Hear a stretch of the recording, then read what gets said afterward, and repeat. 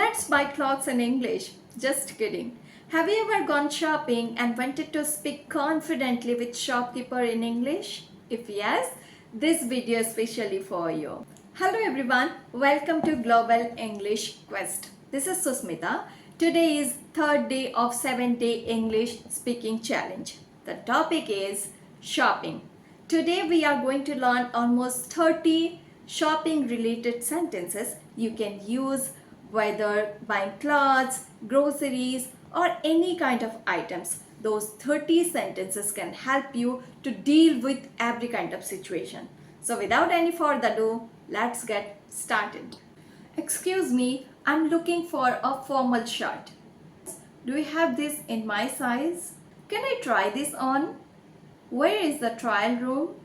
This fits me perfectly. This is a bit tight. Do you have a larger size?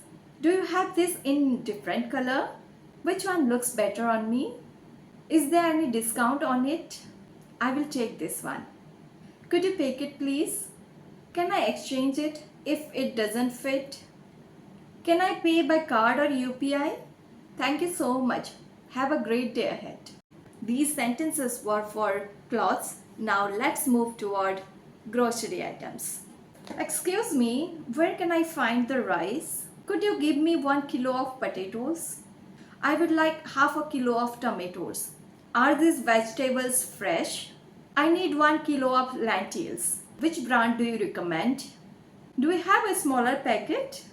This one seems a bit expensive. Is there any discount on this item? I will take 2 packets of milk. Could you weight these apples please? This is all I need for today. Could you pack these separately? Can I have a carry bag? Could you give me the bill? Can I pay using UPI? Okay, thank you so much. Have a great day. So yes, these all were for today's sentences. I hope you enjoyed and liked them.